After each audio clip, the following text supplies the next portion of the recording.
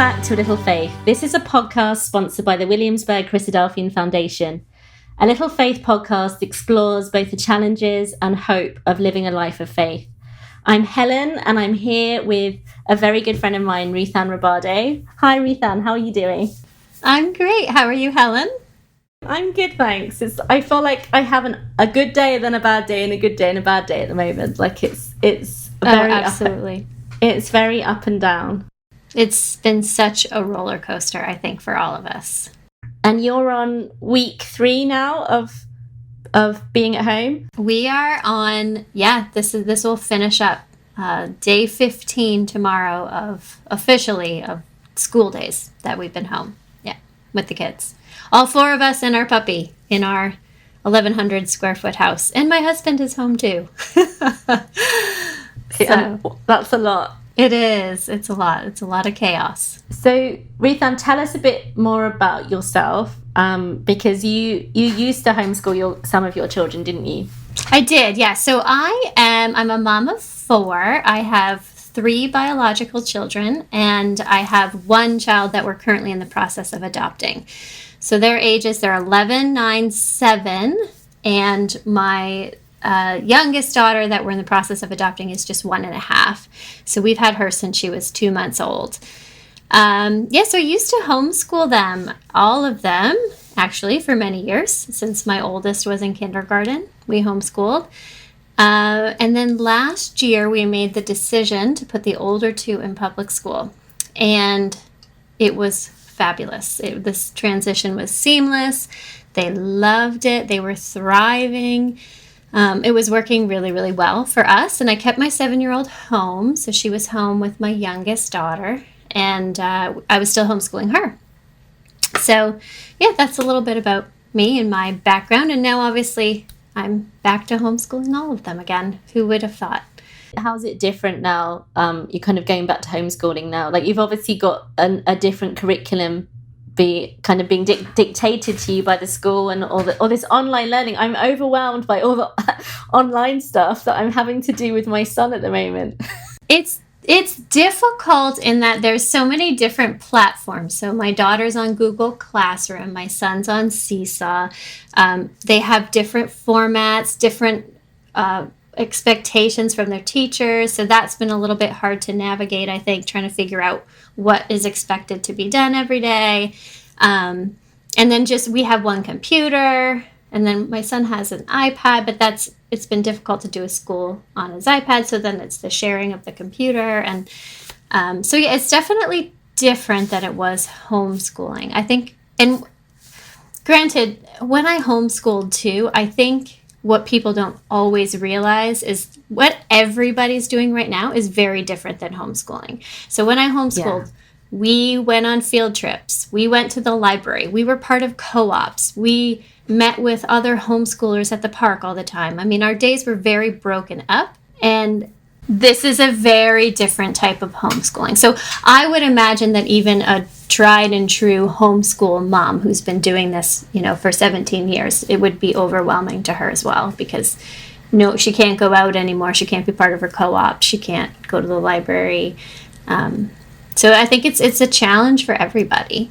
Yeah, and I feel like so many mums are just feeling so overwhelmed by the pressure of having to educate their children and keep them amused. I came up with a bunch of E's, didn't I, when I emailed you? We need to educate them, and we need to entertain them, and we need to exercise them, encourage them, and then emotionally regulate them. So I think we can talk about some of these things, but and then many educators have been saying, well, you shouldn't try and replicate what they're doing at school, because you can't do that either. Like my son Henry just looks at me like, who are you? Like, why are you telling me to do this? Like, you're not my teacher. Yes. It's always different coming from a parent. Yeah. He doesn't respect me in the same way at all as his teacher. Like, I'm the mum at home who lets him come home and just relax and be creative and direct himself. And now we're spending our mornings around come on, we've got to do these things. And he's he just screws his face up and gives me this look, and I'm like, oh, how do I convince you to do this? Because my in many ways my heart's not in it either. you know, if even if this goes on for the next 12 weeks, I know that it's not going to hurt him or damage him. It's going to be challenging, but, you know, if he misses out on all this learning, he's going to be fine. I mean, and he's 6, yeah, so... I think that you're so right. I think that that's a beautiful and healthy perspective to have. One thing that I've always thought when I homeschooled, and I didn't always do the best job with this, but it's forefront of my mind often, is that relationship is so much more important than education. And the education piece will come, but when you damage that relationship because you're trying to push a spelling test that's due, or, you know, I just feel like it's not worth it. You know, sometimes you come up against these walls with your kids, and it's a moment where the relationship is suffering. And I think that that's a moment to just, you know what, the spelling test can wait. We're going to work on this relationship, and I'm going to choose the connection over the control. And I think that that's just something really important to keep in mind with these things. And having that big overarching picture, like you say, if he doesn't hand this in today, it's not like he's not going to graduate college. You know, it's at the end of the day, what these kids are going through, they're character building lessons right now. You know, and I think that that's what we need to zoom in on and focus on is not even the academic piece, but the building of their character and their resilience. And that will go so much further in life than a spelling test. And I think that the teachers, my experience has been that the teachers are very receptive to that. They're very understanding that a lot of parents are now working at home, trying to juggle their children. And so their expectations are a lot lower, you know, on parents. So if you don't hand in everything, it's okay. Totally. And like many teachers are parents themselves, so they've got children at home as well that they have to be doing some kind of schoolwork with. Definitely. As well. We've been having nice conversations around meal times and story time, and, you know, obviously we're spending a lot of time together. I found on Sunday we'd all found our own space. I think we hadn't even like verbalized it, but we had all gone into different rooms. Oh, you needed that and everyone just needed a little bit of space. And it's a lot, isn't it? Like, we're all on top of each other. And even when you go out in the yard or go around the block for some exercise, like, that's all there is, and then you're just home again. It's very hard.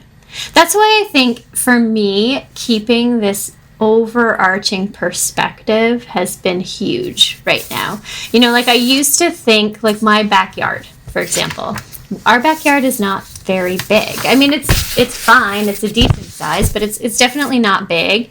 It's along a street, so people kind of can walk by, and I feel like it's open and exposed. But when I think about all the families in New York City right now who are shut up in an apartment, you know, that's really tiny, my backyard feels like a huge, you know, jungle. It's really big. Yeah. And I think all of these things, like, I think keeping that perspective changes everything. So when I think about my kids and the hard day that I'm having with them, when my daughter is taking a very long time to finish something and doing it a very different way than I would do it, and I want to, you know, go over her shoulder and tell her, like, no, don't write it that way. I have to step away, you know, and my 1.5-year-old is climbing on the table and screaming and throwing a tantrum on the ground and all these things. And my dog, we have a puppy, and he's barking, and my husband's on the phone on a conference call, and he's like, shh, be quiet. You know, well, I just have to think about my son's good friend down the street, who's a nurse, whose husband's a police officer, you know, and her life and what it's like, you know, her going into work and potentially bringing that virus home to her family. And, you know, thinking about even kids right now, or families, like if you, because we're involved with the foster care system, you know, it's a crisis right now for some of these children who are stuck in abusive homes. And it's very scary. It's scary. It's incredibly scary. It is. Especially when school is the safest place for them and they can't go to school. They can't be in that place of safety and consistency, and adults that are positive role models for them, who are always, you know, who are regularly there for them. Yeah.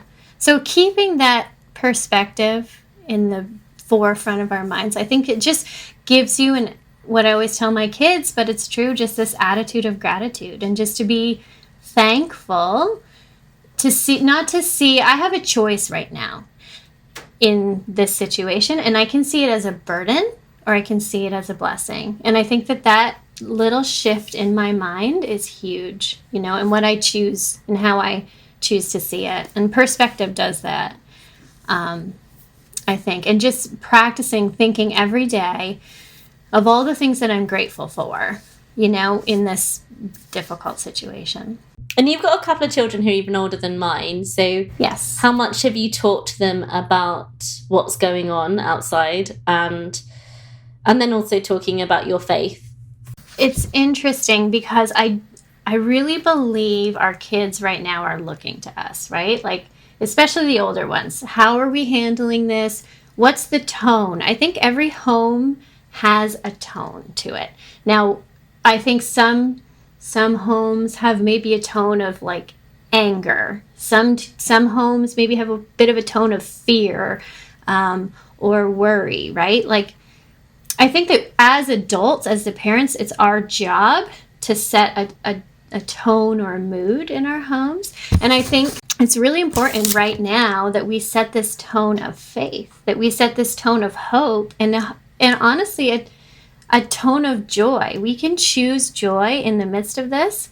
And it's hard, and I don't always feel like it because my heart is heavy. It's very heavy for so many people who are suffering right now. But my kids are looking to me to how am I handling this? And so I think my husband and I always think it's important to be honest with your children at an age-appropriate level.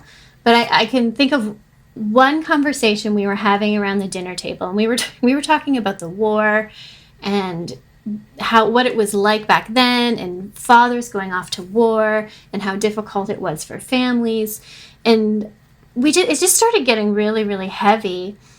And my daughter she began to just shut down. Like her tone and her body, my oldest, my 11-year-old, I could just see was visibly, it wasn't a conversation that was producing anything fruitful, and it was actually doing more harm. So since that moment, I've tried to change our tone and be very careful to make sure, yes, we're being honest and we're talking about, what's going on, but we're talking about it with an overall tone of faith and hope, and that God is holding us. He's carrying this. He's in absolute control. He's sovereign. And it's our job right now as believers to be Jesus. Like, it is our opportunity to be the hands and feet right now. And I think when we can get outside of ourselves and show our kids what it looks like to love like Jesus loved and involve them in that process, I think it's a beautiful time to do that. And I think that can strengthen their faith, and that can put their worries to rest, if that makes sense. I think, like, there's so many opportunities right now for us as believers to jump in and help. I mean, whether that's checking in on the elderly in your meeting, I mean, cooking meals for them, or your neighbors. I mean, I know you have an incredible neighborhood community coming together, writing chalk, notes on your sidewalk. I mean, making masks. There's all these beautiful ways to involve your children in this in a positive way. And I think that goes such a long way. Oh, I totally agree. I mean, the first weekend we stayed home, the community association told us to print out flyers for our different streets, and I just went down our street, which is quite long, with the kids, and they were fighting over putting the flyers in people's mailboxes, and these flyers were kind of saying, what are your needs, or what talents do you have to give, and how can we help, and please share your contact information. It was like a census of people's needs and talents, and the kids were just really into it. And then last week someone sent me an email and said there's these two individuals in the community who need food, and they please could you leave a food parcel on their doorstep, please make sure it's well packaged so rodents or anything can't get into it. And these people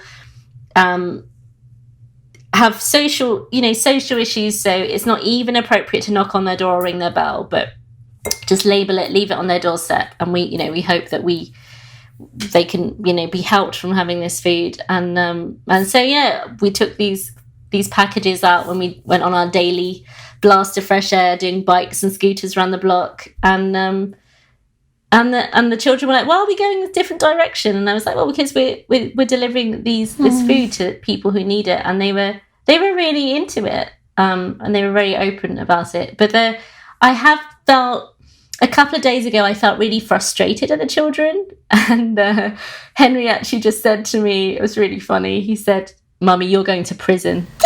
I said, "Why?" He said, "Because you've been shouting too much.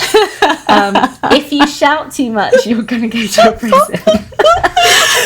But he was kind of right, yes, in that his interpretation was that, like, I'm not enjoying how much you are frustrated at me and you're shouting, and like I don't appreciate it. So that was, and then when I really thought about it, I thought actually underneath all this, I was grieving. I was feeling grief. I was feeling sadness about the whole situation, about people I love, and about just everything going on.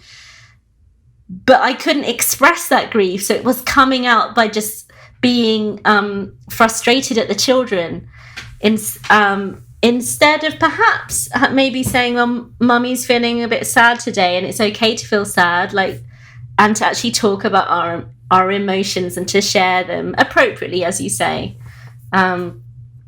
And I think we need to identify our own, what's actually going on in our heads and hearts as well, so that we can emotionally regulate ourselves and try and keep it together for the sake of our children, as well as our own mental health and spiritual health. Definitely. And they're grieving too, I think that, and they don't know how to understand that or put words to it often. Their world has really changed. I mean, they're not seeing their friends anymore, people that they're used to seeing. I mean, they are on FaceTime. I mean, there's ways to connect, but it's not the same.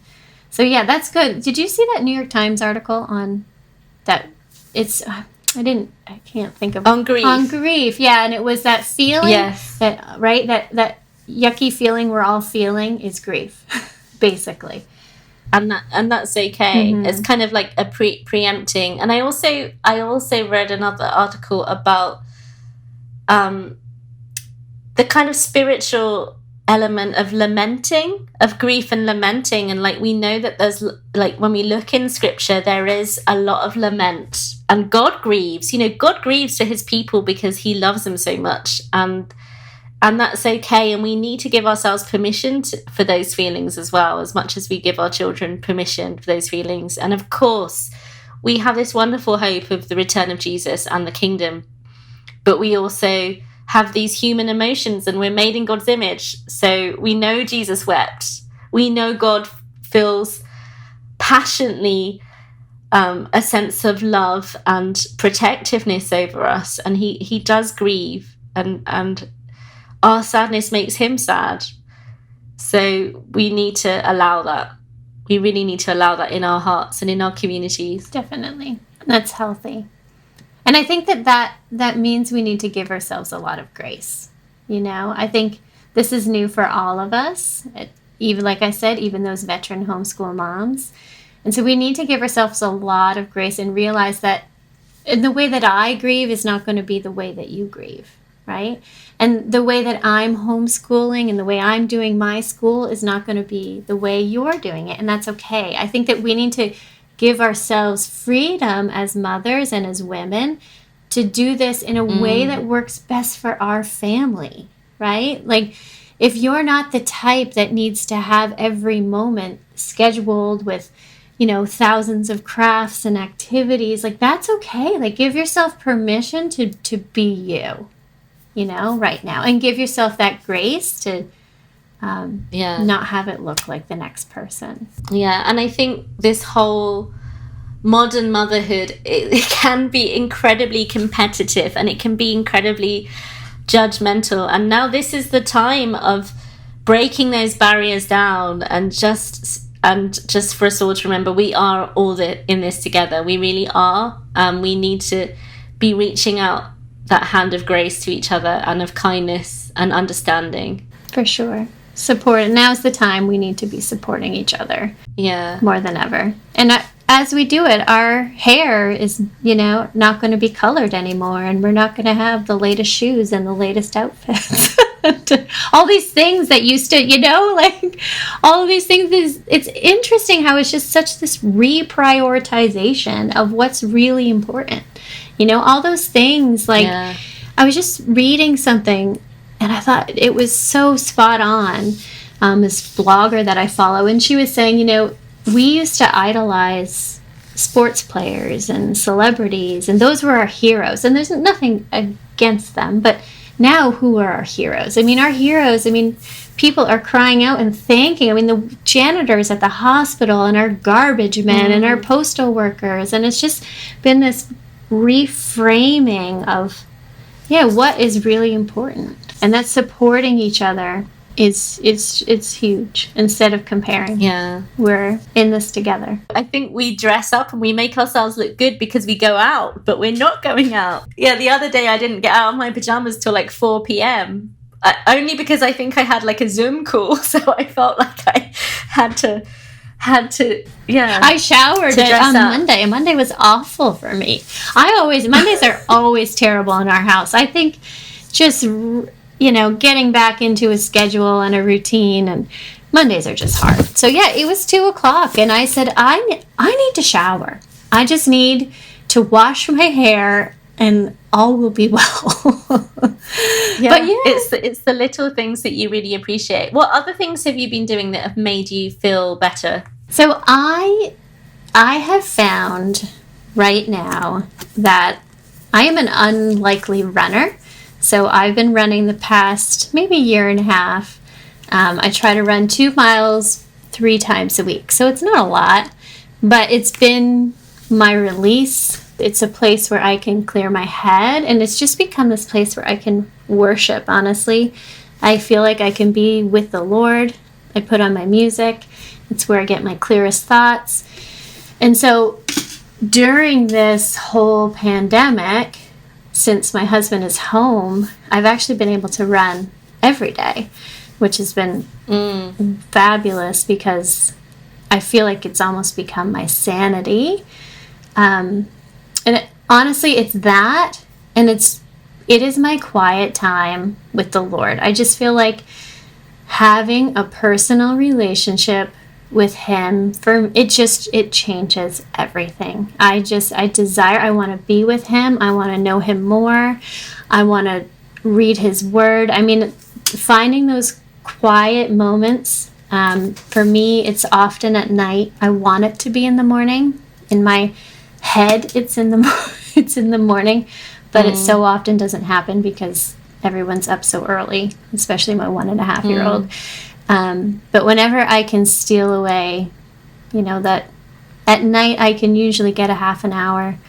I have a small business that I run. It's just an Etsy shop, but it's out of my home. So that can be time consuming too. That takes up my time in the evenings. But I will guarantee if I am not spending quiet time with the Lord, I will unravel. It is my absolute sanity. And even when it comes to this parenting thing and this homeschool thing, if I am not putting him in the driver's seat, I'm going to fall apart. And he's a better parent than I am anyway. So I've just learned, I'm going to let it go. Like, Lord, they are yours. Guide me, direct me. I will seek you first. Seek you first, right? And all these things will be added unto me. And I'm entrusting their hearts to you, because you're gonna do a better job. And that means that, yes, I need to prioritize my time and my emotional health in terms of the quiet time and all of that. That's kind of reminded me that, like, thinking about scripture, that our children are a gift. They've been given to us. Like, we mustn't be possessive of them. Yes, definitely. Because ultimately they're God's children just as much as we are God's children. So I know I love that idea that we need to give our children to God, and we need to give ourselves up to God. I don't think I've been getting us outside enough just by myself. And my husband actually mentioned that today. Like, he said, you should just go for a walk by yourself. It makes a world of a difference. It's just trying to juggle when he's working, when I'm working, when we're doing like homeschooling and other things. But if it's important, I think like it's really important that we find the time to do these things. I think that for our mental health and our well-being. And our spiritual health, and we should be doing these things anyway in our daily life. But at times like this, we need God's presence, and we need the Lord Jesus, and we need to know that they are close to us, and we are giving ourselves to them. And I want you to share a bit more about your sisters class as well, because I think this is another way of supporting women and connecting women, because your sisters class isn't just for mothers, is it? There's grandmothers, there's single women. It's another way of connectedness that you have carried on since we've been on lockdown as well. So tell me more about your sisters class. Sure. So I have to say it's been beautiful. I mean, we have just so many incredible women in North Jersey. I mean, really all over. We have so many incredible women, and it's been this place, in this really safe place where we say we're coming together to support each other, to be each other's cheerleaders. I mean, we spoke a little bit about competition. I mean, we say there is no place for that in this room. Like, we celebrate vulnerability. We want to make it a really safe place where we are encouraging each other to walk out in our unique gifts, right? Because we're all different. And I'm going to celebrate, Helen, your differences. And I'm going to celebrate my differences. And we're going to encourage each other to follow the Lord. And how are you being led? What is working for you? It's just been a lot of sharing. And so we've really... it's been a beautiful group. Like you say, there's grandmothers. We get to benefit from their wisdom. And then all the way down to, unmarried sisters. And so we've built this beautiful, safe place. We tried to continue that online, especially during this time. It's the vulnerability piece is a little bit difficult because we're not face to face, and sometimes it's hard to share. I think, that has to be kind of a more one-on-one thing, which I think is really important right now, like to make sure that you're checking in on your good friends to see how they're really doing. So a big part of what we've been talking about too is really understanding that we're loved. I think a lot of time as women, we work for love instead of from love. And I think that there's just an enormous difference when we understand that we are loved, and our theme verse is Ephesians 3, that we would know the love of Christ, and so that we could be full with the fullness of God, and so that's what we've been focusing on. And we talk a lot about renewing of your mind, like the verse, be transformed by the renewing of your mind, and what that looks like, and the choices that we have, and the thoughts that we have, and taking them captive to Christ. And even during this time, like, we talk a lot about neural pathways and all the brain science, and it's fascinating right now, the plasticity of the brain and how you can actually rewire it. And I think that during this time right now, what a beautiful opportunity to rewire your brain. And not so the way they say that your brain works, it's like a big ball of cheese. I'm just a neural pathway, so I'm going to describe it. So it's like a giant ball of cheese, and they say a neural pathway would be like putting a hot steel ball in the ball of cheese, and it will wind its way through the cheese, right? Now that creates your neural pathway. Now the more I think that type of thought, right? Let's just say it's a thought of fear, that neural pathway is going to widen and widen and widen and widen until it's a highway. It's a super highway. And that's my default now, because that's the pathway that I've created. But I can change that. And so instead of feeding into the fear and the worry, right? And that's why I think there's so much beauty in what Paul was saying by the renewing of your mind. I can renew it. And I can say, no, I'm giving that thought over, taking it captive to Christ. And no, I'm going to practice gratitude instead, or I'm going to put on my courage, and I'm going to have this courage, right? But I think right now we have a choice in how we're viewing this pandemic, even with our own minds, and rather than choosing to feed lies, right? We know that we need to rest in the truth of who God is and who Jesus is. And God is Absolutely. love. Jesus is love. We know, those verses about perfect love casts out fear. And so we have a choice at the moment to choose fear or to choose love. And to act on that as well, to act in love or to act out of fear. To act out of fear is to be greedy about the things we have in our life, to be greedy when we go to the grocery store, to be selfish if we don't practice self-distancing. Or we have the choice to show love to all those around us by self-distancing, by being obedient to that. And we know we should be obedient to the authorities that are over us.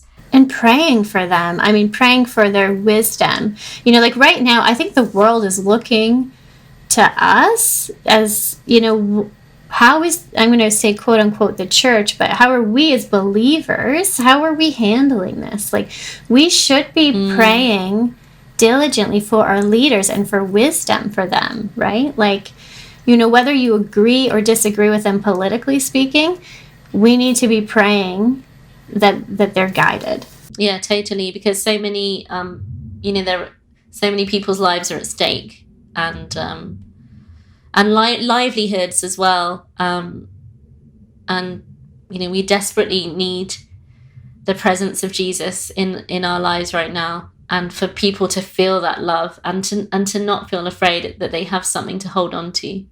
And that hope will do that too. We have this hope, and we say that it's an anchor for our souls. And I think that, people need to hold on to something right now. They can hold on to hope. And that's what our children pick up on. If our children pick up on our fear and they learn that fear, they learn how those behaviors kind of act out. And in the same way, they pick up on our love and our calm. Children are almost like a dog. How they say dogs can just sense that emotion, right? Like they know the undertone. And that's what I mean by that tone or that mood. And sometimes we have to fake it a little bit. Like sometimes, like I have to say, like when this all started, I was spiraling. I was absolutely spiraling. And I can go there. I absolutely can go. I can go there at the drop of a hat. But I have to stop that. I have to be intentional, right? And I have to say, I'm not going to go there, right? And so sometimes when I'm spiraling, you do have to put on a brave face for your children a little bit. But I agree. Yeah. And I know, you were an educator previously, just as we've both been teachers in public schools as well. And even teaching, it's like putting a mirror really close to your face, like every day. The children mirror you. Mm-hmm. You model behavior, they put it straight back. And your children are even more of a mirror because, you share blood and genes as well. So, and your behavior as well. So it's a constant reminder of who you are and how you're behaving. Definitely. Yeah, I would like to say to mothers, like all mothers out there and all carers, all parents, please be kind to yourself. Like, please look after yourself. We have to look after ourselves. Like, I have not been going to bed very early at all because there isn't like that pressure to get up in the morning and like get the children out the house to go to school. So we've, Johnny and I have been getting into some really bad habits of just going to bed really late and then like struggling to get up in the morning, and then we're not our best selves for our children. That's right. But you need to give yourself the grace for that. Yeah, for sure. It's okay, like you say. And the freedom. I think all of us need to feel, his yoke is easy and his burden is light. And that's because they're his. They're his. He gave them to us and he'll guide. We need to pray for wisdom every single day. I pray for each one of my children. I say, Lord, I need wisdom with how do I parent Eden? Because the way I parent Eden is going to be very different than how I parent Elijah. I need a lot of wisdom there. Yeah, I totally feel that. My children are so different. They are, and that goes to the teaching them too. Like, here we are, we have them in our homes, and it's this wonderful opportunity to really cater to their unique learning styles too. You know, the way that my one child learns it's very different than my other child, and now they have this time and this one-on-one where I can allow them to learn differently in this space, which is a nice benefit. But yeah, we need to ask the Lord for wisdom, because he will give it to us. It says that he will. And we need to trust that. Is there anything else you'd like to add or share, or like anything else you'd like to say to mothers out there at the moment, all over the world? The one thing I was thinking about is, I think that one mistake that we could easily make right now is to make our homes child-centered instead of God-centered. And I think that having a child-centered home, and I'll explain that, I guess, in a minute, but I think that actually does more harm than it does help. And a child-centered home means I need to orchestrate every little thing for my child. I need to meet all of their needs. I need to make sure they're not bored. I need to make sure they're getting outside enough. I need to make sure they have the right and perfect and healthy snacks. And I have to, all these things are good, and there's nothing wrong with them. And I do think that there's definitely, we need to, healthy snacks and all of this stuff. But if they're my absolute focus, right? If it's meeting every single one of their needs and they're my driving factor, I'm losing the overall perspective that they're just kids, and they need to see. I think that the difference is a God-centered home. And a God-centered home is where we're praying together, we're working together, the Lord is our guide, and sometimes that means you're on your own and I'm going to give you some free time, right?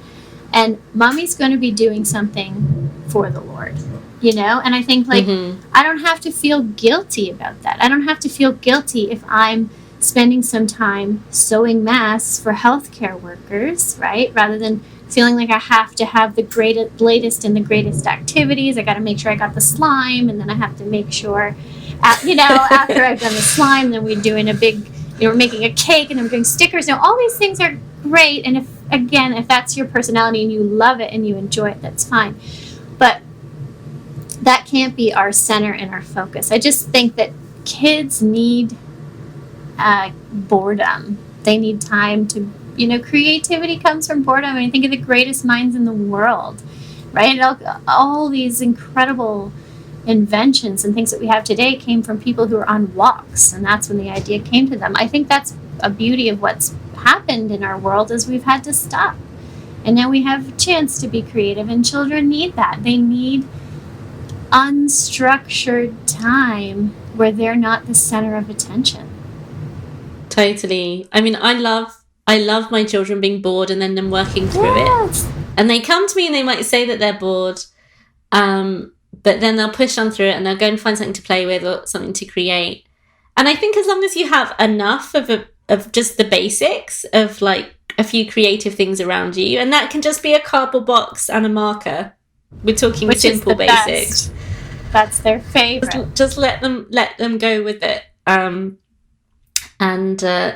Yeah, I mean, I've been stocking up on art supplies, definitely, so that they can be more independent and just go and be creative. But yeah, they've been making all sorts. And I think I've tried to just make food available to them so that they can help themselves. But obviously not eat all the food. I just finally, so our cups were up high and they just couldn't reach them all the time. And I was constantly getting them cups. And a friend of mine, she has her cups on the refrigerator. And so they're just reachable, and they're these plastic cups. And I just finally, a few months ago, and it's just changing my life. We want our children to be independent while being at home. Like, we don't, for being home with us all the time, like day in, day out, every hour, we don't want them to, create extra neediness that is going to challenge us as well as it's challenging them. That's right. And they need to participate. They need to participate in the daily task of running a household. They love it. They want to feel involved. Yeah. And my son was cooking the sausages tonight and cutting them up. He got the barbecue tongs out of the garage, and he was holding them. I love it. Can he come to my house? He loves to help in the kitchen. And doing their own laundry and setting and clearing the table. I mean, all of these chores, all of these things where there's no reason why they can't be participating. It's a little bit more work for us sometimes, but it really, truly pays off in the end. Yeah, and it's going to give them the tools they need to survive. And that's what we're doing at the moment. We're surviving, and that's okay. It's okay just to say, look, we're surviving. We're getting by. We don't need to raise the bar any higher than that, because we have God to just hold us there in that place and get us through each day at a time. Because it's very much living each day at a time. And Arnie Beeler mentioned this to me when I was talking to her the other night, that so many people only can live one day to the next because of the amount of money they have or the amount of food they have, and job insecurity and all sorts of things. They're literally only living one day to the next. And I think it's very humbling to realize that that's all we actually need to do. That's all God actually requires us to do. He doesn't want us to think any more ahead than that, because he's going to provide. And there's so many verses to support that in Matthew 6, right? Take no thought for tomorrow. And the manna in the wilderness, they had what they needed for that day, right? Yeah, definitely. And again, that's a perspective thing for us, right? It's really healthy for us to think of those people. Well, it's been really wonderful to chat to you. Oh, it's lovely. We should do this more often. And have these conversations. I miss seeing you face to face. Yeah, me too.